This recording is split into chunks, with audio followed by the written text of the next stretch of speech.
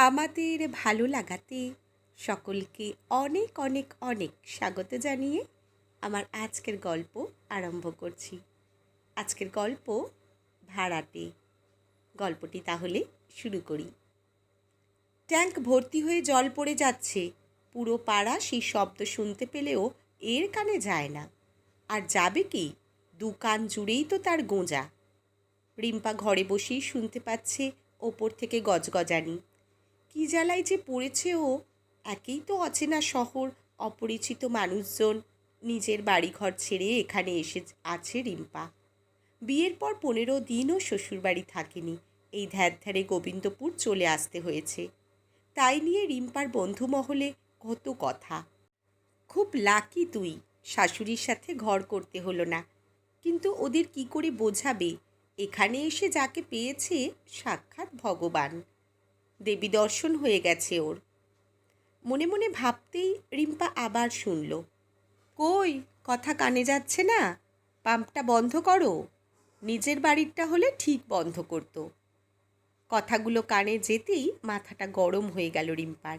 সারাদিন কাজকর্ম সেরে সবে একটু বসলেই পাম্প চালাও রে, বন্ধ করো রে, ছাদে উঠলেই অতক্ষণ ছাদে থাকা যাবে না, সন্ধ্যের আগে ছাদের দরজা বন্ধ করে আসতে হবে, কত কি বিরক্তিকর মনে মনে বলেই খাট থেকে নামতেই আবার চিৎকার শুনল রিম্পা। তাই আর বসে না থেকে দুমদাম পা ফেলে পাম্পের সুইচটা অফ করলো। ঠিক 8.5 মিনিটের বেশি পাম্প চালাতে দেবে না। কি বিটকেল বুড়ি রে বাবা, মনে মনে গজগজ করেই চলেছে রিম্পা। তবে পাম্পটা বন্ধ করে শান্তি হলো। একে এই পাম্পের আওয়াজ, তার উপর ওই বুড়ির। রিম্পা এমনি খুব শান্ত স্বভাবের মেয়ে। চিৎকার করা, ঝগড়া করা ওর স্বভাব বিরুদ্ধ। বিরক্ত হলেও মুখে কিছু বলে না। অন্য যে কেউ থাকলে এর সাথে ঝগড়া লেগে যেত রিম্পা জানে। পাম্প বন্ধ করে ঘরে এসে মুড়ির বাটিটা নিয়ে বসল রিম্পা। হাতে ফোন। আর কি করবে ও? সারাদিন একা একা ভালো লাগে না ওর। সৌনক বেরিয়ে গেলে রিম্পার প্রচুর সময়। তখন এই মোবাইল ছাড়া আর গতি কী? রিম্পা শুনছে ওপরে তখনও চিৎকার চলছে। ও খালি ভাবে প্রমিতা দেবীর বর বেচারার কি দুর্দশা। রিম্পা একটু কান পেতে শোনার চেষ্টা করল। কি জানি আবার কোনো ভুল করেনি তো?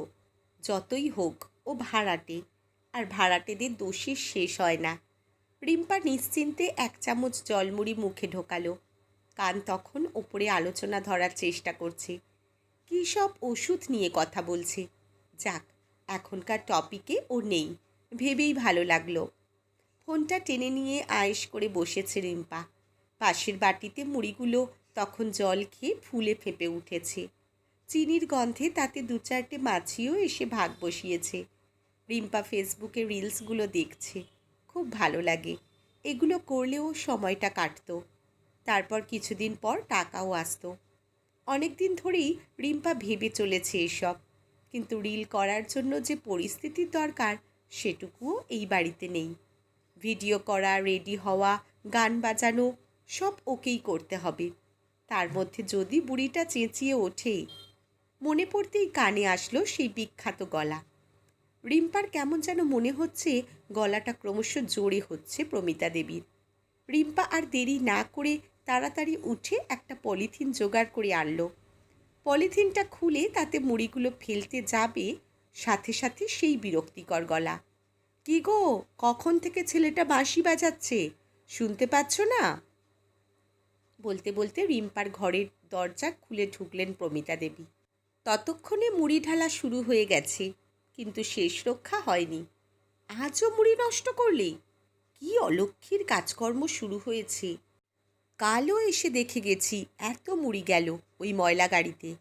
তা মুড়ি যখন গলা দিয়ে নামেই না, রুটি চাউমিন করলেই বা কি? গতর নাড়ানো যাবে না, খালি অলক্ষীপনা। রিম্পা এক কোণে দাঁড়িয়ে শুনে যাচ্ছে প্রমিতা দেবীর কথাগুলো। কান্না পেয়ে যাচ্ছে। মনে মনে ভাবছে, বলে, আমার বরের টাকায় কেনা মুড়ি আমি ফেলবো কি রাখবো আমি বুঝবো, তুমি কে বলার? সত্যি রিম্পার সকালে নিজের জন্য কিছু করতে ইচ্ছে করে না। সৌনক ছাতুর শরবত খেয়ে যায়, ভাত নিয়ে যায়। সকালে তাই সেরকম জলখাবার করে না রিম্পা। কোনো দিন ছাতু, কোনো দিন মুড়ি খেয়ে নেয়। সত্যি বসে বসে মুড়ি চিবোতে ভালো লাগে না। দুদিন ধরে নষ্ট হচ্ছে। খাবার নষ্ট করলে ওর মাও খুব বকতো। তাই বলে এরকম ভাষা?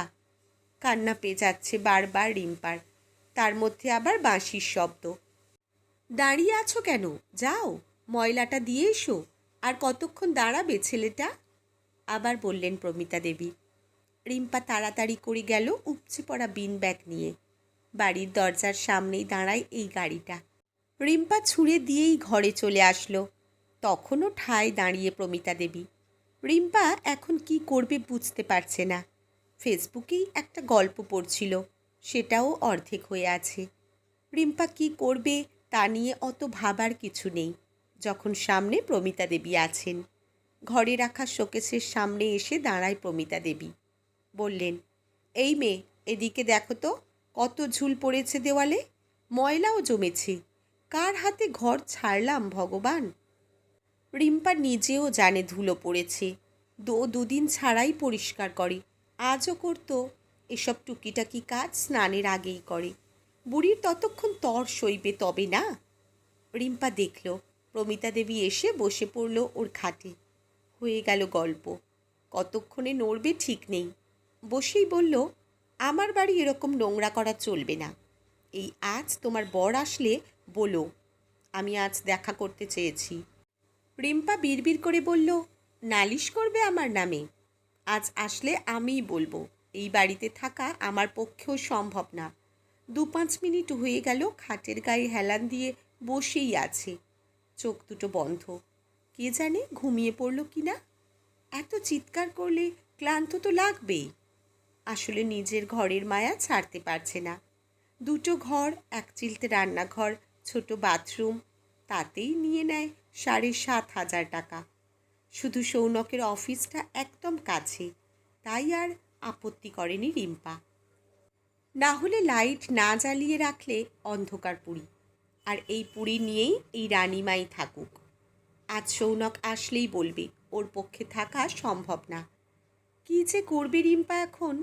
মোবাইল টেনে নিয়ে গল্পটা পড়বে, নাকি ঝুল ঝেড়ে স্নান করে নেবে? মোবাইল ধরলেই এখন উল্টো সিধে কথা। ইচ্ছে করছে না আর ঝুল ধুলো ঘাঁটতে। বিয়ের পর একটা সপ্তাহ শ্বশুরবাড়ি কাটিয়েছে রিম্পা। শাশুড়ি মানুষটা সুবিধার নয়, সেটা কাল রাত্রির দিনই বলেছিল মেজোজা আর মাস্তুতো যা। খুব খিটখিটে নাকি, কিন্তু সত্যি রিম্পার সাথে কিচ্ছুটি করেনি। উল্টে সপ্তাহ জুড়ে যত্নে রেখেছিল। হয়তো ভেবেছে থাকবে তো না, তাই যে কটা দিন আছে আদরে থাক। রিম্পাও নিজেকে ভাগ্যবান মনে করত যে শাশুড়ির ছবিটা ওর কাছে ভালোই ছিল।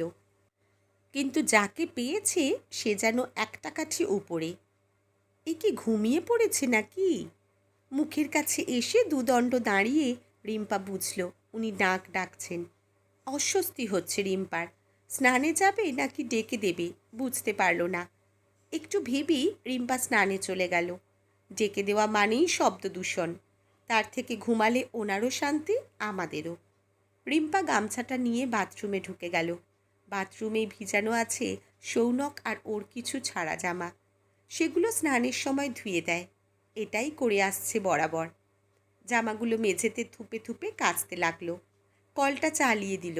গামলা ভর্তি জল থাকলে জামাগুলো ওতে চুবিয়ে ধুতে সুবিধা হয়। আজ থেকে 3 মাস আগেও রিম্পা জানতো ওকে এত কাজ করতে হবে। আগে জামা কাপড় ধোয়া কাচা সব পিসি করে দিত। মায়ের পা ব্যথা পারত না, তাই রান্নার পিসিকেই বাবা কাপড় ধোয়ার জন্য বলতো। মা বলতো, রিম্পাকে করতে দাও, সব কাজ শিখে রাখা ভালো। বাবা বলতো, ধুর, এখন পড়াশোনার সময় ওকে বিরক্ত করো না। মেয়ে হোক বা ছেলে, ঘাড়ে বিপদ আসলে সব কাজ শিখে নেবে, তার মধ্যেও যতদিন আরামে থাকতে পারে। রিম্পাও মনে করে পারি না বলে কোনো শব্দ হয় না। যে পারে না সে আসলে ইচ্ছাকৃত পারতে বা করতে চায় না। হয়তো খারাপ পারে, কিন্তু পারে। রিম্পা যেমন রুটি করতে পারতো না, যা পারতো তাই করতো, সেটাই খেত সৌনক। আজকাল দারুণ বানায়। সৌনক যেমন সব কাজ পারে, রান্না, বাসন মাজা, রুটি করা, কিন্তু রিম্পা করতে দেয় না। ওকেও শিখতে হবে, শিখেও গেছে। দারুণ রুটি বানায় আজকাল রিম্পা।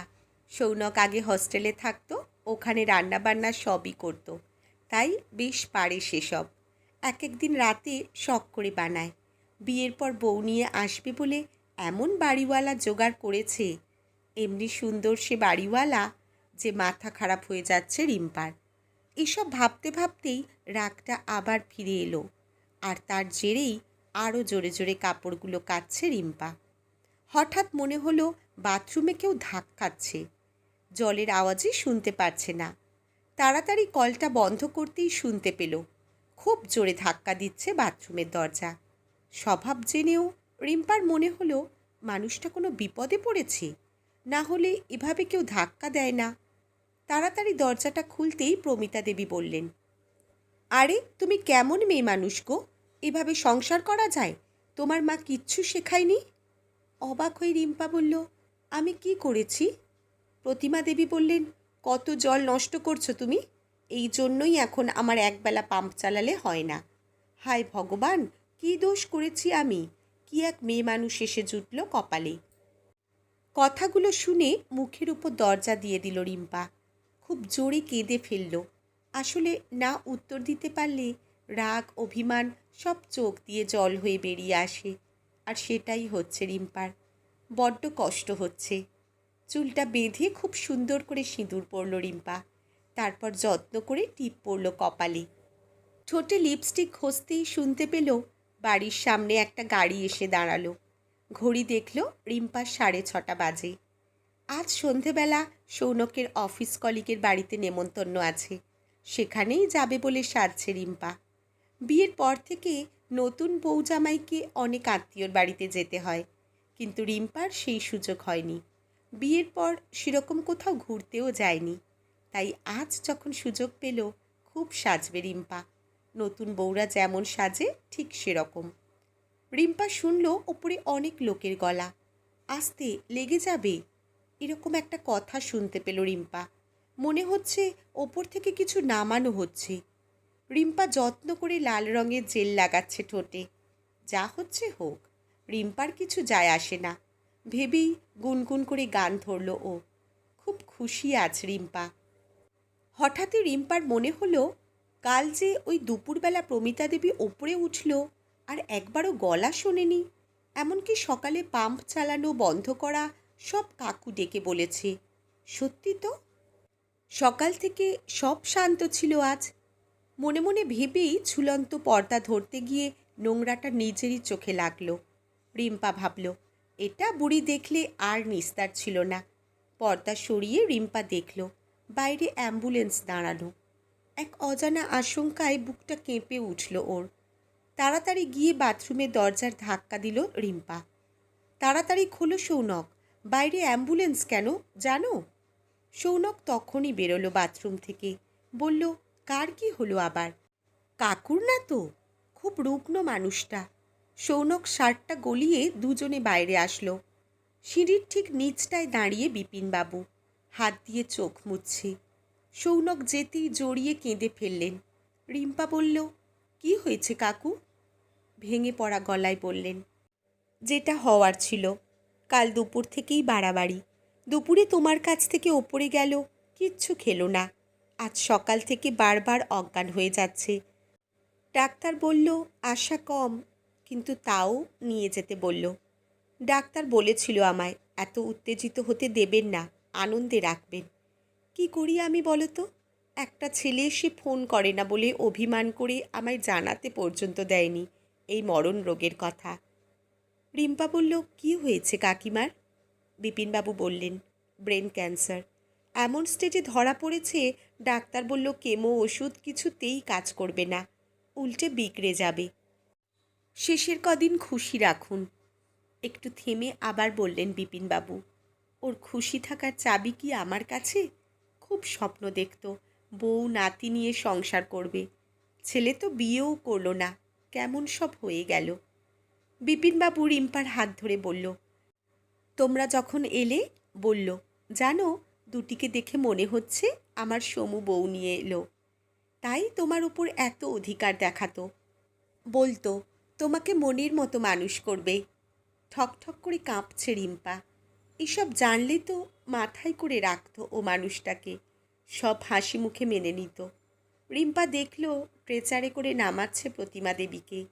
মুখটা কি সুন্দর লাগছে, মাথায় মোটা করে সিঁদুর পরা। রিম্পাকে দেখে হাত নাড়িয়ে ডাকলেন প্রমিতা দেবী। রিম্পা দৌড়ে গিয়ে হাতটা ধরতেই সৌনককে ডাকলেন। সৌনক আসতেই প্রমিতা দেবী বললেন, বউয়ের যত্ন নিও, সারা সকাল মুড়ি খায়। তুমি বেরিয়ে যাও, মুড়ি নিয়ে বসে। স্নান করে বেলা 1টায়, অনেকক্ষণ জলে ভিজে থাকে। নতুন জল, শরীর খারাপ হলে কে দেখবে? আমি কোথায় ভাবলাম বুড়োটাকে তোদের দায়িত্বে দিয়ে যাব। এখন মনে হচ্ছে আমার আবার ফিরে আসতে হবে তোদের দায়িত্ব নিতে। রিম্পা কাঁদতে কাঁদতে বলল, আসতেই হবে। এই ঘর আমার পক্ষে একা সামলানো সম্ভব না।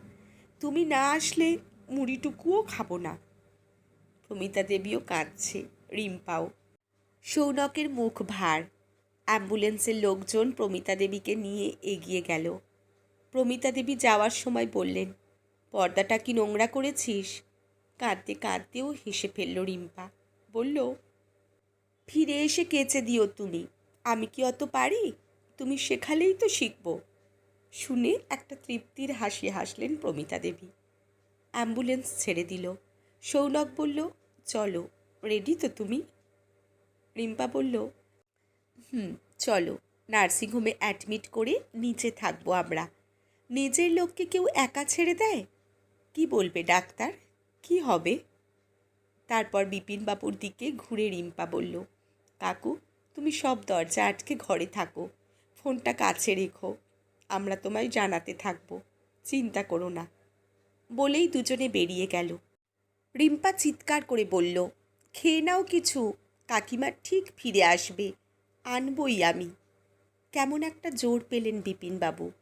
হোক না ভাড়াটে, আপনজন তো, ঠিক ফিরিয়ে আনবেই ওরা, বিশ্বাস বিপিনবাবুর। আকাশের দিকে তাকিয়ে হাত জোর করে প্রণাম করলেন উনি। কেমন একটা মনের জোর পাচ্ছেন। মনে হচ্ছে এ যাত্রায় বেঁচে গেল প্রমিতা। ভালোবাসার যে এমনই জোর। আজকের গল্প এখানেই সমাপ্ত। কলমে অনিন্দিতা মুখার্জি সাহা, পাঠে জয়তী। ধন্যবাদ।